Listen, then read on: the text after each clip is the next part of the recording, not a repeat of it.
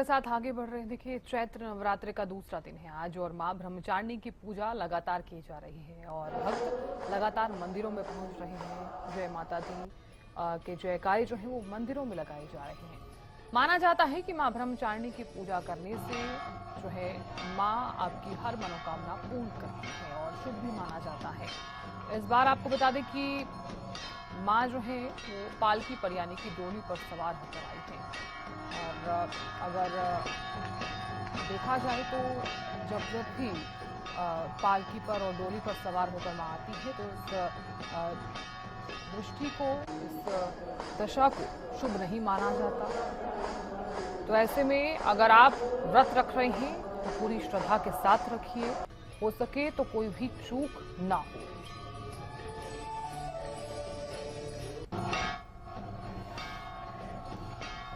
तो चैत्र नवरात्र को लेकर किस तरह का नजारा मंदिरों में देखने को मिल रहा है, चलिए सीधे ले चलते हैं पानीपत में। पानीपत से जितेंद्र जुड़ गए हैं ज्यादा जानकारी लिए हुए और माता रानी के भव्य दर्शन करवाने के लिए। जितेंद्र, किस तरह का भव्य नजारा आप देख पा रहे हैं? सबसे पहले तो आप माता रानी के दर्शन करवाइए और दिखाइए किस तरह का दरबार सजाया गया है माता रानी का।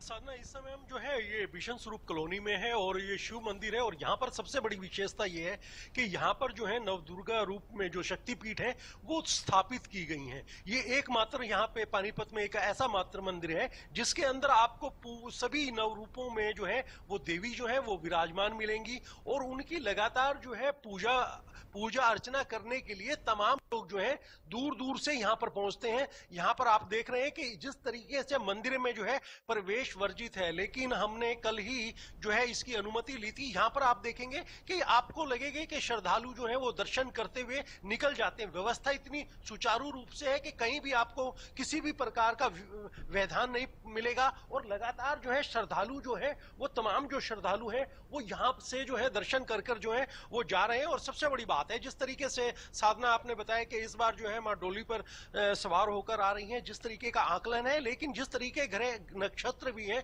तो वो कहीं ना कहीं अगर लोग नवदुर्गा के जो है व्रत रखते हैं, अपना वो करते हैं, तो उनको अनुष्ठान करने के लिए बड़ा ही पवित्रता के साथ जो है ये नवरात्रे रखने होंगे। और जिस तरीके से अभी तक देखिए बहुत सी जगह जो है अष्टमी नवमी का भी नहीं पता, 26 तारीख की अष्टमी जो है वो अष्टमी बताई जा रही है। नवमी को लेकर भी जो है एक थोड़ा सा आपसी वो है कि उसमें जो है ये संभव नहीं हो पा रहा है कि अष्टमी जो है वो 27 की है या एक व्रत। तो इस तरीके के जो आसार बने हैं और ग्रह नक्षत्रों का वो बना है तो वो अपने आप में थोड़ा सा अवरुद्ध तो जरूर पैदा करता है, लेकिन जहां तक माता रानी की कृपा है वो तमाम सभी भक्तों पर बनी हुई है। जी साधना, और साधना सबसे बड़ी बात है यहाँ पे के जो पंडित जी हैं उनसे भी हम कोशिश करेंगे उनसे जुड़ने की। सोमपाल पंडित जी हैं जो यहाँ पर देख रेख करते हैं और आपने देखा होगा कि श्रद्धालु जो है, देखिए श्रद्धालु दर्शन करके निकल रहे हैं, जा रहे हैं, लेकिन कहीं भी किसी तरीके की कोई दिक्कत नहीं हो रही। तो पंडित जी हमारे साथ हैं। साधना, अगर कुछ पूछना चाहें तो बताएं।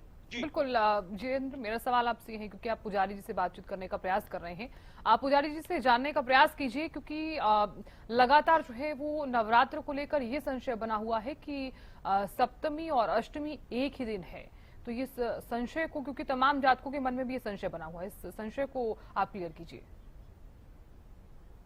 पंडित जी, वही प्रश्न है जिसके लिए जो मैं आपसे डिस्कस कर रहा था कि अष्टमी नवमी जो है, देखिए नवमी जो है रामनवमी को संपूर्ण होता है और अष्टमी, और ये संशय बना हुआ है, इसके बारे में आपका क्या कुछ कहना है? इसको लेकर थोड़ा सा बताएं। इसमें क्योंकि ये जो तिथियां होती है घटती बढ़ती रहती है।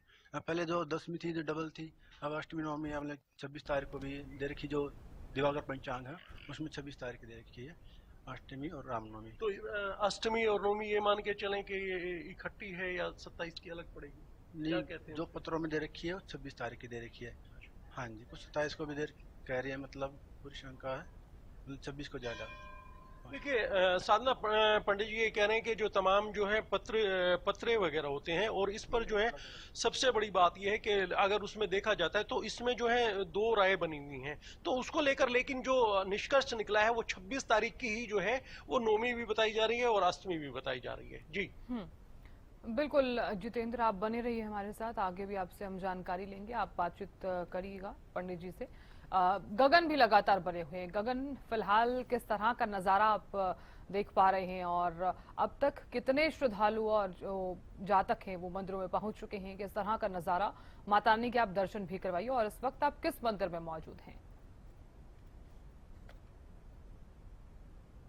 बिल्कुल साधना। देखिए, इस समय मैं प्राचीन मंदिर जो माता बाला सुंदरी मंदिर में मौजूद हूँ, जहाँ पर माता पिंडी स्वरूप विराजमान है। और देखिए, कुरुक्षेत्र को धर्म नगरी के नाम से जाना जाता है। तमाम जो मंदिर है बहुत ही अच्छी तरीके से सजाए गए हैं। मैं बिल्कुल दिखाना भी चाहूंगा कि देखिए मंदिर को सजाया गया है और खास तौर पर देखिए माता रानी के सभी स्वरूप यहाँ पर विराजमान है। जैसे कि पहला नवरात्र माँ शैलपुत्री की बात की जाए और माँ ब्रह्मचारिणी का स्वरूप यहाँ पर लगाया गया। खास तौर पर कह सकते हैं कि आज दूसरा नवरात्र है, बहुत ही खास है।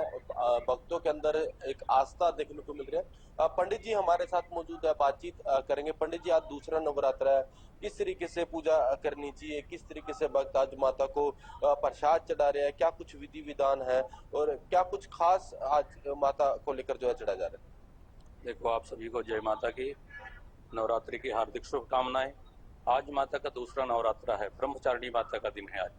ये कहते हैं ब्रह्मा जी के अंश उत्पन्न हुई हैं और यहाँ लोकल शहरवासियों सभी भक्तगण बड़ी श्रद्धा भाव से आते हैं और माता रानी की पूजा अर्चना करते हैं। आज कहते हैं विशेष लाल फूल से पूजा की जाती है। और प्रसाद में क्या कुछ पंडित जी चढ़ाया जाता है? और एक बात और जानना चाहूंगा, जिस तरीके से अष्टमी और जो उसको लेकर काफी लोग जो भक्त हैं जो काफी उसमें सोच में है कि अष्टमी किस दिन मनाई जाए। अष्टमी के लिए देखो, सप्तमी तो बुधवार की मनाई जाएगी और उसके उपरांत अष्टमी वीरवार को है और लोग बड़ी श्रद्धा भाव से हलवा पूरी का भोग लगाते हैं और बड़े उत्सव के साथ मनाते हैं।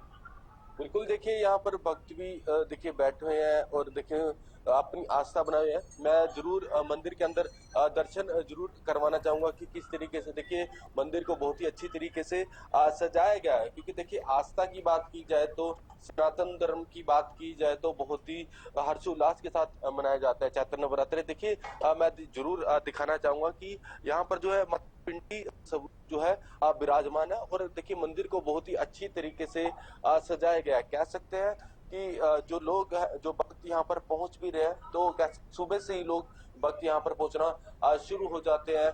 आस्था की प्रतीक बात की जाए तो आज दूसरा चैत्र नवरात्र मां ब्रह्मचारिणी की जो है पूजा की जाती है। अलग अलग तरीके से जो है माता को प्रसन्न करने के लिए जो है उन पर जो प्रसाद चढ़ाया जाता है, फूल चढ़ाया जाता है। देखिए किस तरीके से जो कह सकते हैं कि भक्त यहाँ पर बैठे हुए हैं अपनी मनोकामनाएं कि उनकी पूर्ण हो सके, इसलिए जो कह सकते हैं कि व्रत भी रखे जाते हैं। और ऐसे में भक्त जो मौजूद है उनसे भी बातचीत करेंगे। क्या कहेंगे, आज चैत्र नवरात्र का दूसरा दिन है और किस तरीके से आज आप पूजा करने आए? देखिए, आज माँ ब्रह्मचारिणी जी की पूजा होती है और माँ ब्रह्मचारिणी जी बहुत वरदान देने वाली है और बहुत जो भी मनोकामना मांगते हैं माँ से वो हमेशा पूरा होती है। माँ अपनी कृपा हमेशा पूरी करती है और इन नवरात्रों में तो वैसे ही और नववर्ष शुरू होता है, हिंदू नववर्ष शुरू होता है और वैसे ही बहुत माँ की कृपा होती है क्योंकि हमारे हिंदू धर्म में जो नवरात्रे बनाए जाते हैं यहीं से नववर्ष प्रारंभ होता है हिंदू धर्म का। बिल्कुल कह सकते हैं साधना कि लोगों के अंदर लगातार देखिए सुबह से ही भक्त जो है आना शुरू हो जाते हैं और ऐसे में तमाम जो मंदिर है वो एक दुल्हन की तरह जो है सजा दिए जाते हैं। और आज चैत्र नवरात्रि का दूसरा दिन है, लगातार जो सुबह से ही भक्त यहाँ पर पहुंचते नजर आ रहे हैं। जी बिल्कुल गगन, आप बने रहिएगा, आगे भी आपसे बातचीत करेंगे। महेंद्र सिंह माफ कीजिए, जितेंद्र सिंह भी लगातार बने हुए। जितेंद्र, देखिए आप लगातार पुजारी जी से बातचीत कर रहे थे, उनसे आप जानने का प्रयास कीजिएगा कि घट स्थापना को लेकर फिलहाल किस तरह का महत्व रहने वाला है इस बार, और ये भी बताइए क्योंकि डोली और पालकी पर सवार होकर मां आ रही है और अगर देखा जाए प्रकृति के दृष्टि से तो इसे शुभ नहीं माना जा रहा, तो ऐसे में क्या उपाय किए जा सकते हैं? पंडित जी, जिस तरीके की इस बार की जो नवरात्रे आए हैं, जो ग्रह नक्षत्र जो बता रहे हैं वो थोड़ा सा अशुभ बता रहे हैं। जिस तरीके के माँ पालकी पे और डोली पे सवार होके आई हैं और घट जो स्थापित करते हैं, मतलब उसको लेकर जो है उसको लेकर क्या रहा है, वो कब स्थापित होता है और किसके लिए, अगर क्या उपाय करें? जैसे नवरात्रे हैं, जो नवरात्रे रखते हैं, क्या माँ के ऊपर छोड़ दें? तो उसके बारे में थोड़ा सा जो कल था, पहला नवरात्रा था, कल अपना जो था वो कल विराजमान कर दिया है। माता रानी पालकी भी आई है आपकी बात, तो कहीं कह रहे मतलब शुभ भी है, हैं? बहुत अच्छा योग दे रखा है उसमें, लेकिन मतलब कई जगह जो है अशुभ भी माना जाता है, तो उसको कहीं भी लेकर- बस शुभ ये तो चलता रहता है हर तो साल ही। उसके लिए क्या क्या उपाय किया जाए, ये क्या कि माता रानी को दुर्गा सप्तशती का पाठ पढ़े, कवच अर्गला स्तोत्र कील का रहस्य है, ये प्रतिदिन पढ़े। इससे करने से हमारे जो शरीर पे कोई भी कष्ट नहीं आएगा, कोई कारोबार पे भी मतलब हमारे पे कोई आपत्ति नहीं आएगी। और आज माता रानी का ब्रह्मचारिणी का नवरात्र है, एक हाथ में माला जपती है, एक हाथ में कमंडल लेती है, और जहाँ पे वो कमंडल से अपना जल छिड़कती है राक्षसों का विनाश करती है। इसी जल का महत्व भी, गंगा जल का भी। हाँ, वो माता रानी ब्रह्मचारिणी की दूसरा पीठ शक्ति नवरात्र है ब्रह्मचारिणी माता की। देखिए साधना, सबसे बड़ी बात यह है कि पंडित जी बिल्कुल स्पष्ट कर रहे हैं कि जिस तरीके से आज दूसरा नवरात्रा है और माँ की श्रद्धा सुमन से हम जो है जिस तरीके से नवरात्रे रखते हैं, जहाँ अष्टमी भी मनाते हैं और बहुत से नवमी भी मनाते हैं, तो बड़ी श्रद्धा के साथ रखें। और सबसे बड़ी बात यह है कि ग्रह नक्षत्र जो है पल पल क्षीण क्षीण जो है वो बदलते रहते हैं, और जिनके अंदर जो है माँ के प्रति आशीर्वाद है और करनी धरनी वाली माँ है, बिल्कुल, माता वो रानी कहीं तो कोई ये भी घबराने कहा वाली बात जाता है नहीं। कि उनकी अगर पूजा करते हैं तो जरूर आशीर्वाद देती हैं। जितेंद्र, मेरा सवाल आपसे ये भी है, आप पुजारी जी से जानने का प्रयास कीजिए कि माता रानी को इस बार अष्टमी तक किस किस चीज का भोग लगाया जाएगा? अलग अलग दिनों की अलग अलग चीजें रहती हैं।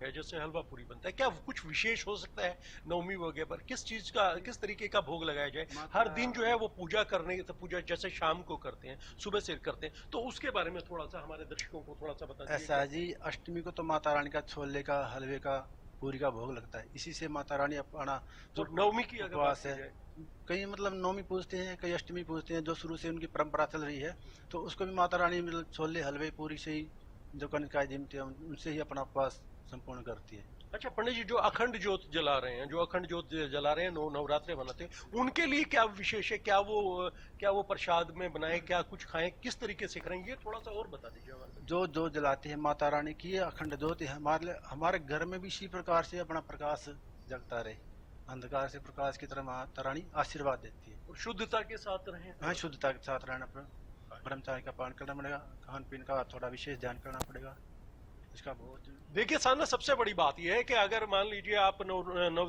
दुर्गा जो है नवरात्रे रखे हुए हैं और अखंड ज्योत जल रही है उस घर में, तो बड़ी शुद्धता के साथ रखना, सभी शुद्धता के साथ रखना पड़ता है। खाने ये भी पीने कहा का जाता है कि बड़ी ही विशेष शुद्धता के ध्यान साथ रखना। व्रत रखे जाते हैं और किसी भी तरह की चूक ना हो, और अगर चूक हो भी जाती है तो माता रानी से आप माफी भी मांग सकते हैं। आप बने रहिएगा हमारे साथ, गगन भी लगातार बने। गगन, आप इस वक्त जिस मंदिर में मौजूद हैं, इस मंदिर की क्या कुछ मान्यता है?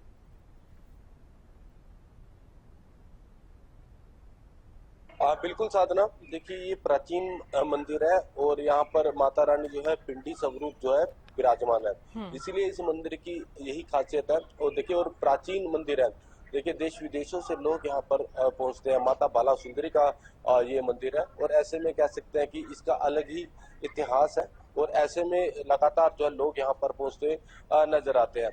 देखिए कह सकते हैं कि अपनी मन की इच्छा पाने के लिए जो वक्त व्रत रखते हैं, और कहीं ना कहीं जब उनकी मनोकामना पूर्ण होते हैं, तो कहीं ना कहीं यहाँ पर ऐसी मान्यता मानी जाती है कि जब मन्नत पूरी हो जाती है तो माता रानी का जगराता जो है, जागरण जरूर करवाया जाता है। देखिए कह सकते हैं कि यहाँ पर जो भक्त बैठे हुए हैं, और कह सकते हैं कि एक आस्था बनी हुई है। बातचीत जो है भक्तों से जरूर करेंगे, क्योंकि देखिए आज चैत्र नवरात्र का दूसरा दिन है।